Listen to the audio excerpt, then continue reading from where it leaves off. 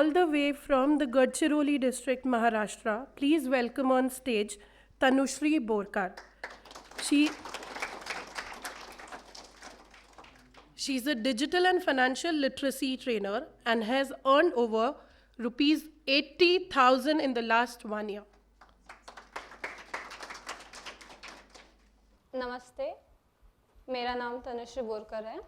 मैं गढ़चिरौली ज़िले में से आई हूँ। मेरा छोटा सा गांव है जहाँ पर लोगों को पता ही नहीं है कि मोबाइल का यूज़ कैसे करें। ज़्यादातर लोगों को मोबाइल के बारे में पता ही नहीं है। हम गांव-गांव में जाते हैं, लोगों को इकट्ठा करते हैं, उनको बताते हैं कि मोबाइल का यूज़ क्या होता है, डिजिटल लिटरेसी क्या है। डिजिटल लिटरेसी यानी DFL ट्रेनिंग जो हम देते हैं लोगों को। फाइनेंशियल उनको पता नहीं है। कुछ महिला बचत गट वाले होते हैं, उनको बताते हैं कि कैसे पैसे इकट्ठा कर सकते हैं, हम कैसे बचत कर सकते हैं, इसके बारे में उनको बताते हैं। और कॉलेज में जब हम जाते हैं, कॉलेज में जाकर प्रिंसिपल से हम इसके लिए टाइम निकालने के लिए बोलते हैं, तो वो बोलते हैं कि नहीं हो पाएगा। फिर जब हमें परमिशन लेटर देते हैं तो परमिशन मिल जाती है, मगर उनको ये लगता है कि जब हमें फॉर्म भरने के लिए जो ऑनलाइन फॉर्म भरते हैं ना हम उन लोगों के, तो फिर उनके लिए हमें आधार कार्ड के 4 डिजिट लगते हैं। तो उनको लगता है कि ये किस लिए मांग रहे हैं, क्या काम होगा इसका, या फिर फंसाएंगे तो नहीं, कुछ बच्चों को प्रॉब्लम तो नहीं होगा। इसके लिए बहुत सारे प्रॉब्लम आते थे। फिर हमने उनको समझाया कि ऐसे कुछ भी बात नहीं है। जो हमारे ऑफिस में जो हमें फॉर्म फिलअप करते हैं तो उसमें हमें आधार कार्ड के 4 डिजिट लगते हैं, ना कि हम पूरा आपके आधार कार्ड का नंबर लेते हैं, सिर्फ लास्ट के 4 डिजिट लेते हैं। ऐसे बताकर हम लोग जाते हैं कॉलेज में। फिर जब लोगों को DFL की ट्रेनिंग देते हैं, जो बच्चे होते हैं उनको साइबर क्राइम के बारे में बताते हैं। आजकल इंस्टाग्राम पर इतने साइबर क्राइम होने लगे हैं कि बच्चों को पता ही नहीं होता। किसी के भी आईडी पर देखो, कोई भी आईडी ब्लॉक कर हैक कर लेता है, हैक कर कर उनको कैसे भी मैसेज कर लेता है। फिर उन बच्चों को समझ में नहीं आता कि क्या करे, कैसे करे। फिर कोई बोलता है कि ये करो वो करो।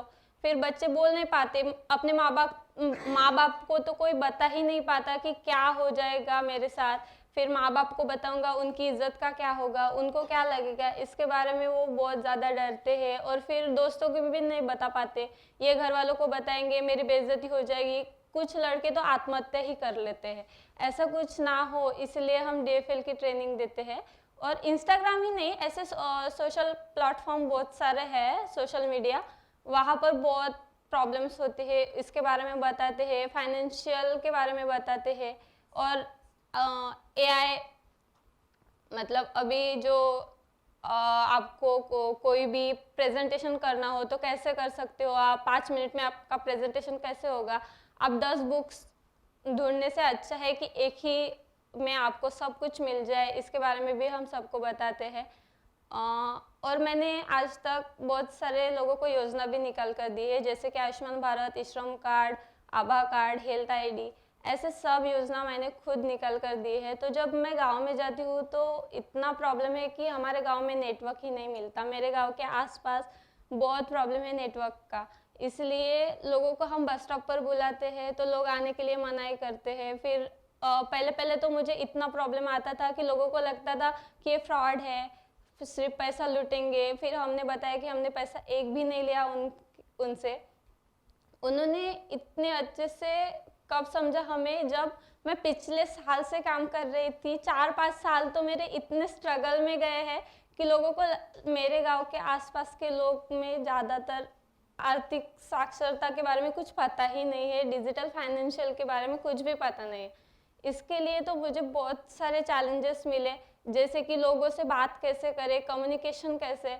मुझे आता नहीं था, ज़्यादातर मैं लोगों से मिलती जुलती नहीं थी, तो मुझे बात करना नहीं आता था लोगों से। फिर उनके प्रॉब्लम्स कैसे शेयर करूँ, उनके साथ कैसे इंटरेक्ट करूँ, ये नहीं समझ में आता था। फिर बाद में कुछ दिनों के बाद जब उनके साथ बातें करती थी, इसके वजह से मुझे आज खुद पर कॉन्फिडेंस मिला है। और इतना ही नहीं तो मैं आज अपने पैरों पर खड़ी हो पा रही हूँ।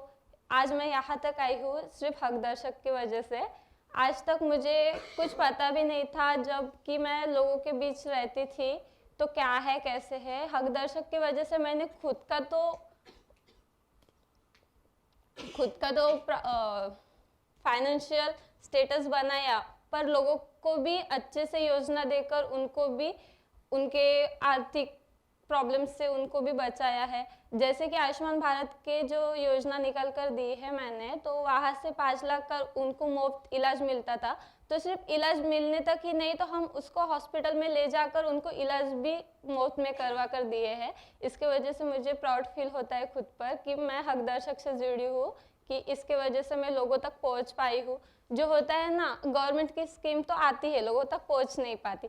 हमें हक, जो हक उनका हक है जो गवर्नमेंट का, वो उन तक पहुंचा सके और इस प्लेटफॉर्म पर काम कर सके, इसके लिए थैंक यू मुझे या इस प्लेटफॉर्म पर काम करने के लिए भी।